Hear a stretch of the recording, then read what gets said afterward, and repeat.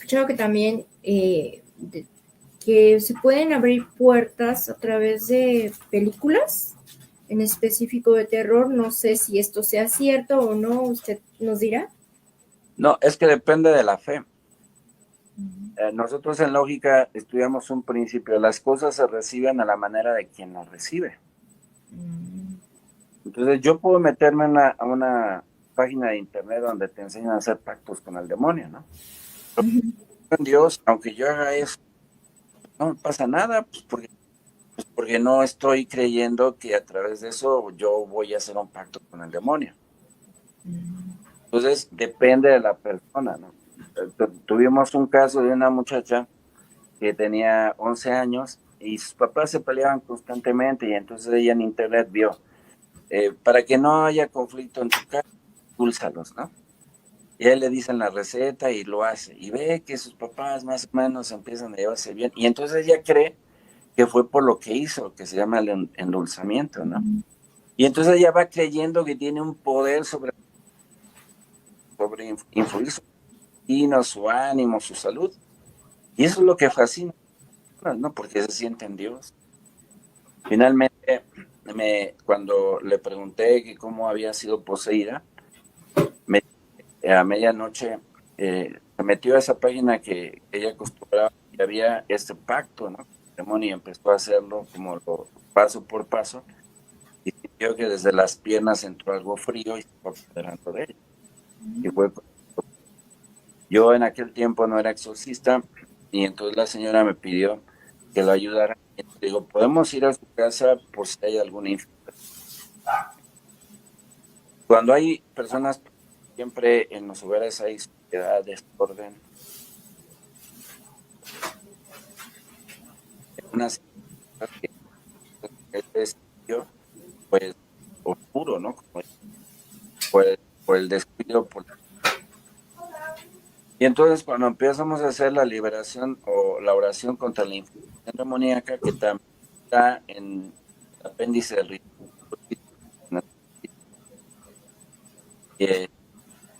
la muchacha me miraba con odio, pues era el demonio que me miraba a través de él.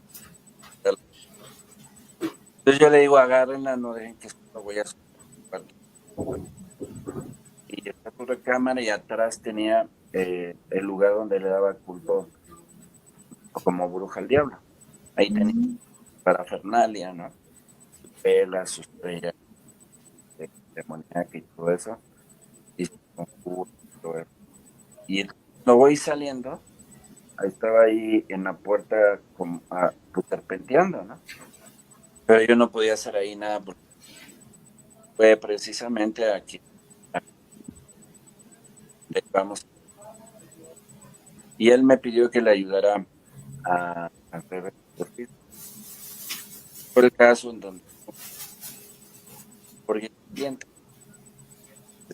con la capacidad de influencia de los poder dominar que no pueden ser dominados porque son ese es un caso que Padre, no sé, creo que su audio como que se nos va de repente. sí. Ajá, no sé por qué. Ajá. ahí, Y ahí se va. ahí sí, ajá, creo que ya lo escuchamos mejor. Bueno, aquí lo voy Eh, a Me llegó una pregunta, creo que ya la había comentado de esto al respecto al principio, pero igual, Carlos, saludos Carlos Eulogio, hasta Guanajuato, hasta Irapuato. Él nos está mandando una pregunta que, bueno, nos gustaría para la gente que se acaba de unir, pues igual podría servirles, ¿no? sí. Dice que sí le puede dar la diferencia entre una vejación y una posesión, ya que en la mayoría de las influencias demoníacas muchas personas creen que sufren posesiones. Bueno, la influencia significa eso, ¿no? O sea, es un fuego que enciendes, por ejemplo, de ira contra alguien. Pero la influencia es que viene el diablo y sopla y tu ira se convierte en incontrolable y te puede convertir en un homicida. O como un caso de una persona que tenía una atracción sexual hacia su mamá. Entonces, el deseo sexual es natural, ¿no? Porque somos sexuados, pero hacia la mamá. Y me decía, es que no puedo estar ahí cerca de ella porque tengo deseos de tocarla. Eso es una influencia. O sea, parte de una pasión que es inflamada por una acción demoníaca.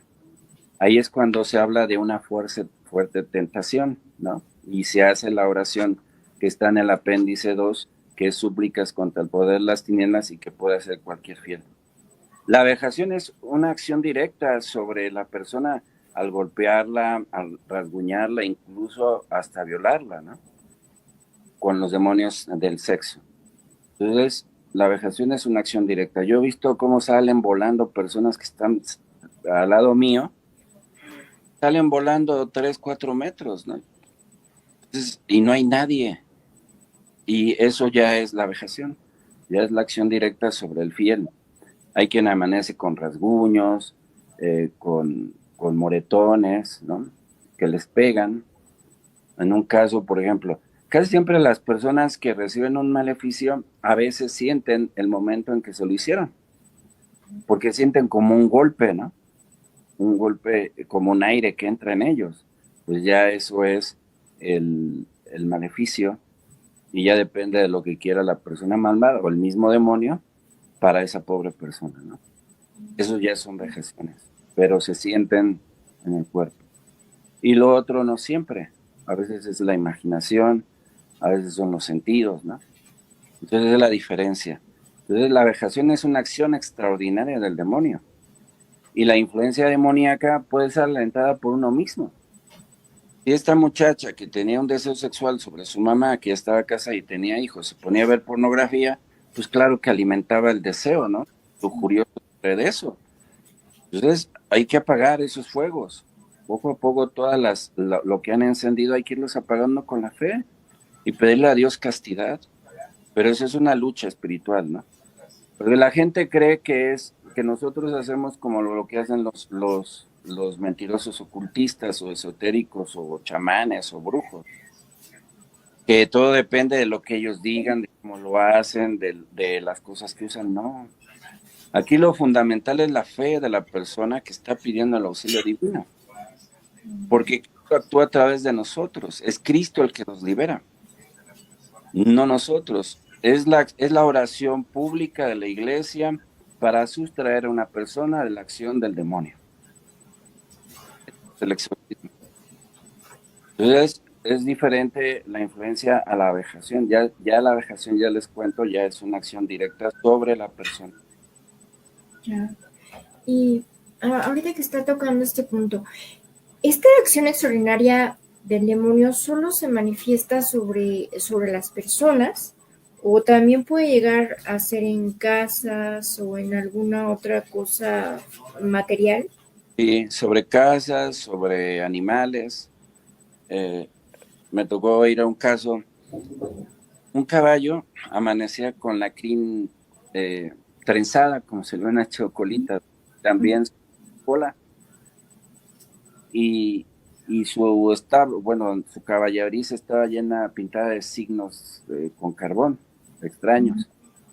Entonces la persona me pidió que fuera a hacer una oración, porque ya también las personas que vivían ya veían sombras, ¿no? Personas que se ponían al lado de su cama y ya estaban viendo con miedo.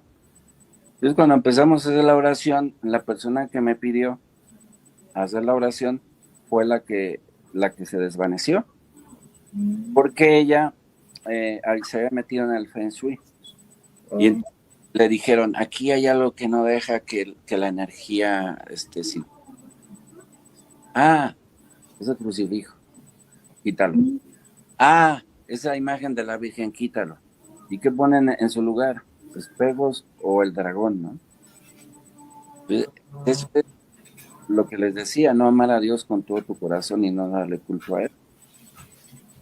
Ahí en ese caso sí, sobre animales, sobre cosas. Em, por ejemplo, yo estuve en una iglesia donde hubo una profanación por un hecho de sangre, una persona se suicidó en plena misa. oh, Durante años no se manifestó la presencia demoníaca, hasta que yo estuve ahí. celebrábamos misa y llegaba un olor a putrefacción, porque el diablo apesta a putrefacción, a putrefacto, a muerte, ¿no? Y entonces era muy fuerte, pero solamente era cuando celebrábamos misa. Y venía de la sede hacia el altar, ¿no? Y después pasaba a las primeras bancas del templo. Y le comenté al arzobispo y me dijo, averigua si no hay una coladera, si no mataron un animal y lo tiraron. Y hicimos toda la investigación. Antes investiga, antes de cualquier cosa. Ahora investiga si no pasó algo ahí. Entonces ya fue cuando averigüé que se había suicidado una persona en una misa. Entonces eso se llama profanación de un templo por un hecho de sangre. Y ya me dio el rito para purificar. Entonces, en una ocasión estaba haciendo la misa y era tan fuerte el olor que estaba mareado y ya me iba a caer del vértigo que sentía, y entonces y empezar a hacer el rito que me recomendó el arzobispo. Y bendito sea Dios, desapareció ese malestar. Y ese demonio pues se tuvo que ir de ahí. Sí, se apodera de lugares.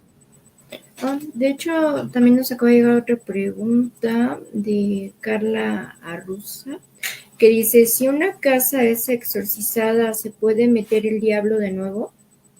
Sí, sí, porque, por ejemplo, unos piensan que es porque practicaron brujería u ocultismo. No, con que haya habido una violación, un abuso sexual ahí se puede quedar un demonio. Tal pecado es como un panal para ellos, ¿no? En una ocasión fui a bendecir una cárcel y entré a un cuarto y se sentía la oscuridad, ¿no? La densidad, se sentía uno con malestar, ¿no? Eso que dice que malas energías, malas vibras, no, son los demonios que están ahí, pues inquietándose porque está entrando un ministro de Cristo para actuar en persona de Cristo. Y entonces ya hicimos la bendición y todo eso. Y al mes el fulano se corrió a la mujer y a la hija a quien había buscado como Señor. Entonces, cuando hay pecado, ahí está el demonio. No dice Cristo que donde está el cadáver, ahí están los buitres. Pues si hay pecado, pues indudablemente hay una oportunidad del demonio que no se contenta solo con mantenerte en el pecado, sino quiere afectar a todo lo que está cerca de ti. Entonces, sí hay que bendecir siempre y tener agua bendita en nuestras casas y invitar a los que viven ahí a la conversión. Eso es lo que se tiene que hacer. Claro que el demonio, y Cristo lo dice, ¿no? Si un demonio sale de su casa, anda por lugares áridos, ¿no? Y dice, voy a regresar a mi casa y la encuentra barrida, y entonces va por 7 espíritus peores que él, y entonces el final fue peor que el principio. Entonces necesita conversión y mantenerse en el crecimiento a la perfección cristiana. Ya. No, pues ahora sí que es impresionante todo esto que nos está comentando. Sí, sí. Y ahorita que nos estaba diciendo también que a veces me imagino que usted como sacerdote y más encargado de este ministerio también ha de ser atacado, ¿no? Por el mismo demonio cuando está realizando alguna liberación. Sí, sí, con olores, con sonidos, con miradas, con amenazas, sí.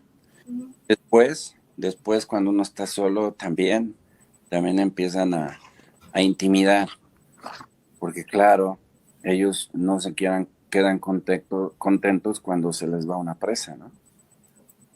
Y entonces tratan de vengarse, pero pues no se meten con el cura, se meten con Cristo, ¿no?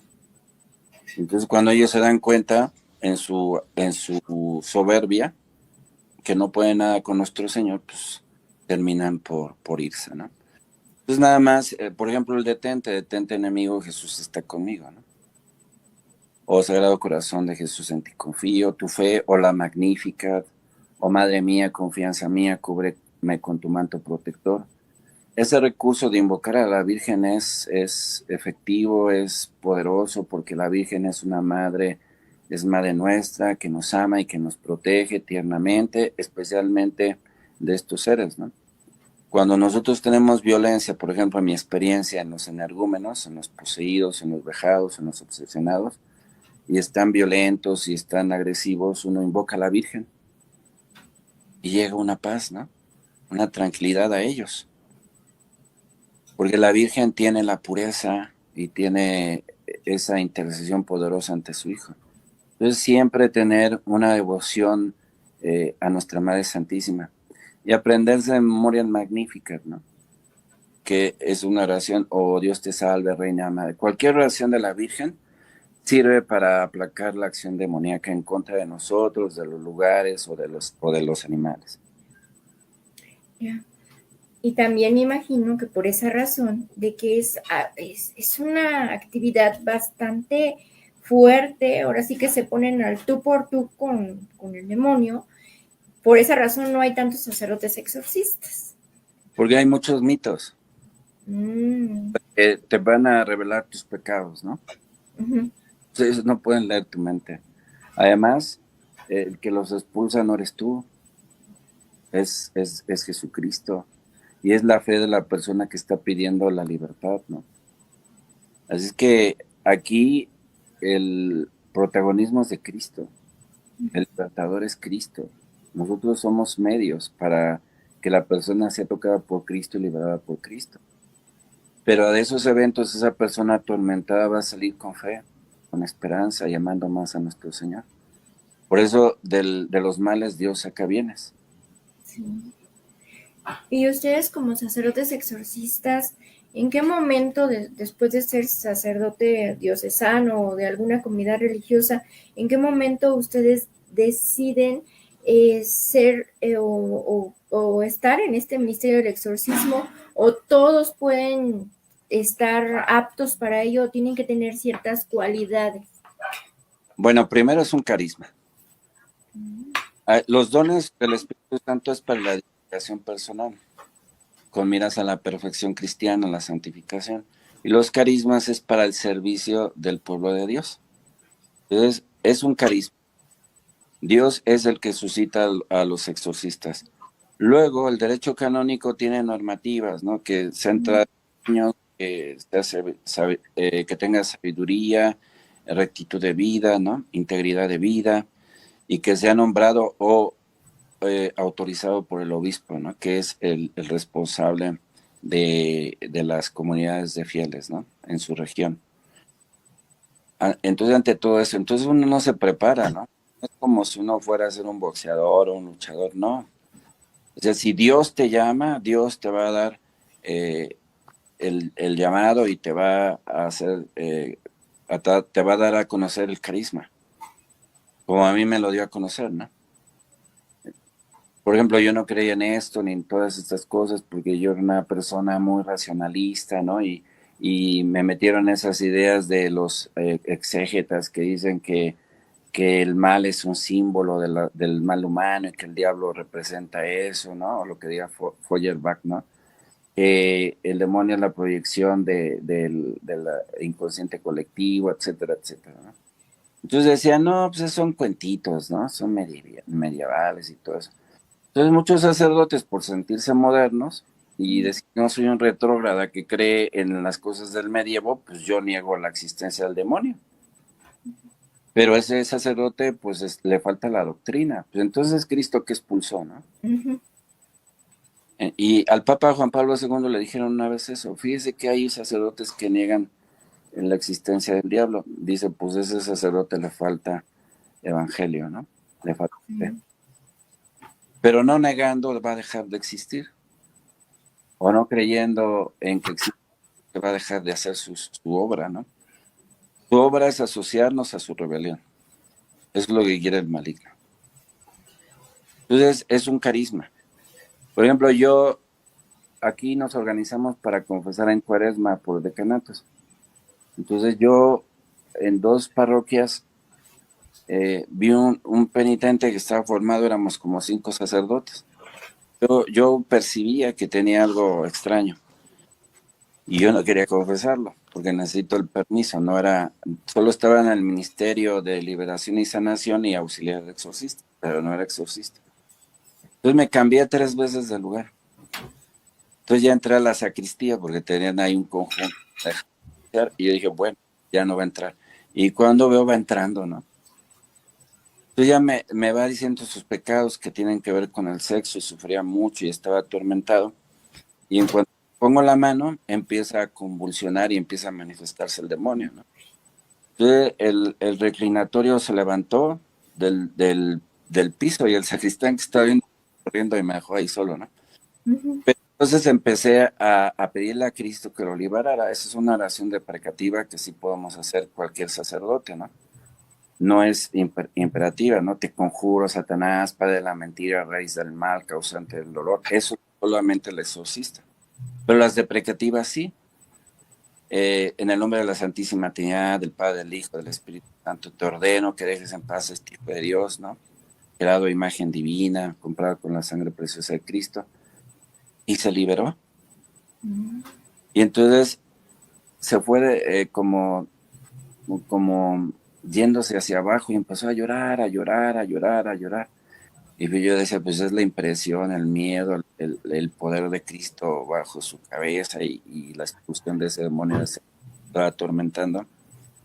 Y ya cuando más o menos tuvo control de sí mismo, me empieza a decir, con razón me decían que tenía que venirme a confesar, con razón me decía esta iglesia, ¿no? Entonces eso se llama emociones del Espíritu Santo, ¿no? Sí. Recuerden que la obra es de Dios. Entonces, si Dios le dijo a este hombre, tú quieres la libertad que me estás pidiendo, ve a tal iglesia y confiésate con tal sacerdote, ¿cómo lo vas a ver? Pues el Espíritu lo empuja, ¿no? Y así fue, y en la otra ocasión igual, lo mismo, le impuso la mano a la persona y empezó a manifestarse el demonio. Así es como uno descubre que hay un carisma. Y el carisma, pues no se puede esconder, es para la edificación de la iglesia. Así Ya. es que la fe es lo que nos sostiene, nos mantiene, nos sana, nos espera, nutre, ¿no? Entonces tenemos que abrirnos cada vez más a la gracia de Dios. No sé cómo